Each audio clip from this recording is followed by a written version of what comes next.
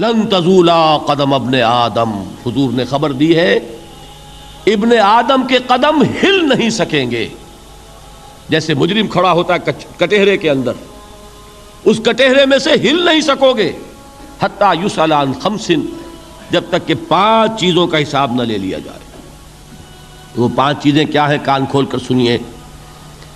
عن عمرہ فیما افناہ، عمر کا حساب دو، یہ 80 برس اور 70 برس ہم نے تمہیں دنیا میں دیے، کہاں ضائع کیے.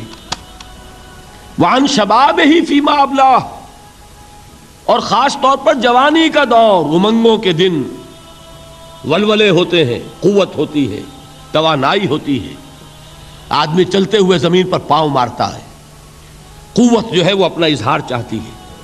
یہ جوانی کہاں گلائی؟ حساب دو، ایک ایک لمحے کا حساب دو.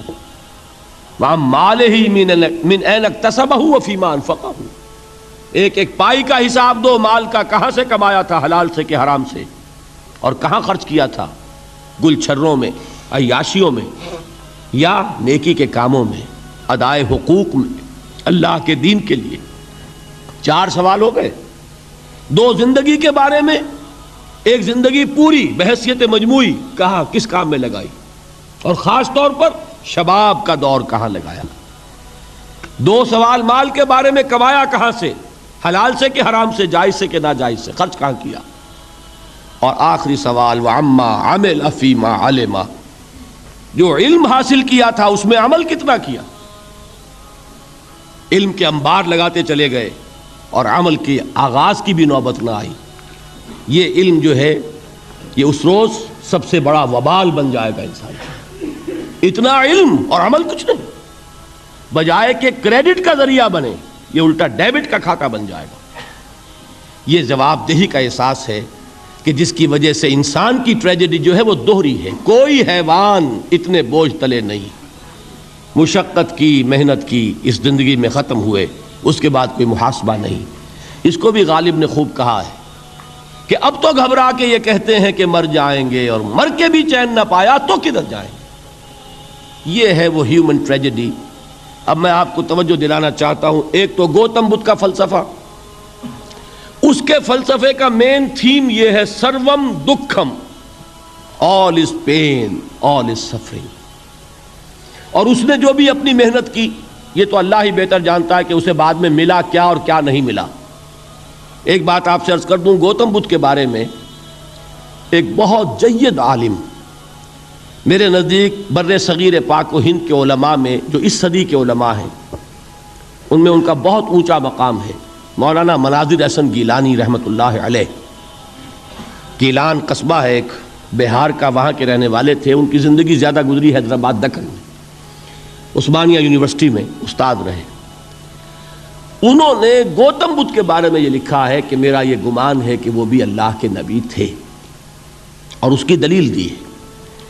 قرآن مجید میں ایک رسول کا ذکر آتا ہے، ذوالکفل، اور یہ ذوالکفل وہ ہے جس کے بارے میں ہمیں کچھ پتہ نہیں. قرآن مجید میں بھی ایک جگہ ذکر آیا ہے. نمبر 2 یہ کہ کسی حدیث میں اس کی کوئی ہمیں وضاحت نہیں ملتی، نہ حضور سے پوچھا گیا نہ حضور نے اس کی وضاحت فرمائی. اب یہ ذوالکفل ہے کون؟ تورات میں جو نبیوں کے نام آتے ہیں ان میں سے کسی نبی کا نام ذوالکفل کے آس پاس نہیں بنتا کہ یہ سمجھا جائے کہ یہ اس نام کی بگڑی ہوئی یا بدلی ہوئی شکل بن گئی ہے. تو انہوں نے جو کہا ہے وہ بات وزنی معلوم ہوتی ہے اس اعتبار سے کہ کپل وستو، کپل، پے جو ہے وہ عربی میں ہے نہیں، وہ فے بنتی ہے. تو ذوالکفل کے معنی کفل والا، اور یہ کفل جو ہے کپل، کپل والا، جس کو ہم کہتے ہیں کپل وستو کا شہزادہ. تو انہوں نے یہ کہا ہے کہ گوتم بدھ کے بارے میں یہ خیال، یہ میں عرض کر دوں کہ اس کو ہم یقین سے نہیں کہہ سکتے، یہ ان کا گمان ہے، خیال ہے، واللہ عالم کہیں گے ہم، لیکن امکان ضرور موجود ہے. قرآن کہتا ہے وَلِكُلِّ قَوْمٍ ہَادٍ، ہم نے ہر قوم میں ہادی بھیجے. وَإِن مِّن قَرْيَةٍ إِلَّا خَلَا فِيهَا نَذِيرٌ، کوئی بستی ایسی نہیں دنیا میں جس میں کوئی نہ کوئی خبردار کرنے والا نہ آیا ہو. تو یہ ممکن نہیں ہے کہ وہاں نبی نہ آئے ہوں، لیکن ان کی تعلیمات اتنی بدل گئی ہیں کہ ہم ان کو پہچان نہیں سکتے. حضرت مسیح علیہ السلام کی تعلیمات اگر عیسائیوں سے ہم سمجھیں تو کبھی بھی انہیں اللہ کا نبی نہیں مان سکتے. یہ تو قرآن مجید نے آ کر حضرت مسیح علیہ الصلوۃ والسلام کی اصل حقیقت ہمیں بتائی، ورنہ تو خدا کا بیٹا ثالث و ثلاثہ ان کو کیسے ہم مانتے؟ لیکن یہ کہ قرآن نے بتایا تو جان لیجئے ہو سکتا ہے کہ گوتم بدھ بھی اللہ کے نبی ہوں، لیکن ہو سکتا ہے کہ درجے میں کہیں گے، یقین سے نہیں کہیں۔ بہرحال گوتم بدھ نے اس دکھ، رنج، صدمہ، غم جو انسان کا مقدر ہے اس کا مشاہدہ کیا، اور پھر تپسیائیں کی، علم حاصل کیا، رشیوں منوں کے پاس گیا، اس نے کوشش کی کہ معلوم ہو سیلویشن کا راستہ کون سا ہے، اس دکھ سے نجات پانے کی کوئی سبیل بھی ہے کہ نہیں، اس غم سے، اس نجات سے، اس اندوہ سے انسان کسی طریقے سے چھوٹ سکتا ہے یا نہیں۔ اسی کو سیلویشن کہتے ہیں انگریزی میں، اسی کو ہندی میں نروان کہتے ہیں، اسی کو عربی میں نجات کہتے ہیں۔ ان النجات معلقۃ بمجموع هذه الاشیاء، میں نے امام رازی رحمۃ اللہ علیہ کے الفاظ میں آپ کو وہ لفظ بتایا، نجات کی راہ۔ اچھا، جدید فلسفوں میں جن حضرات کو دلچسپی کی بات ہے انہی کے بارے میں یہ عرض کر رہا ہوں۔ جدید فلسفوں میں بھی ایک فلسفہ ہے وجودیت، ایگزسٹانشلزم۔ آپ نے نام سنا ہوگا سارترے، یہ فرینچ فلسفر، اور اس وقت دنیا میں جو نوجوان نسل ہے وہ بہت زیادہ متاثر ہوئی ہے سارترے کے فلسفے سے۔ کرکیگارڈ پرانے دور میں اور سارترے اس دور میں، ان کے فلسفے کا نام ہے وجودیت، ایگزسٹانشلزم۔ اس کا مرکزی خیال بھی یہی ہے، انسان کے لیے دکھ ہی دکھ ہے، صدمہ ہی صدمہ ہے، رنج ہی رنج ہے۔ صرف یہ ہے کہ کچھ حساس لوگ ہوتے ہیں وہ صدمے کو زیادہ محسوس کرتے ہیں، کچھ ذرا ان کی حس جو ہے وہ کچھ ڈل ہو جاتی ہے، کند ہو جاتی ہے۔ وہ جو غالب کا شعر میں نے آپ کو سنایا کہ مشکلیں اتنی پڑی مجھ پر کہ آساں ہو گئی، ورنہ یہ ہے کہ انسان سوچے تو دکھ ہے۔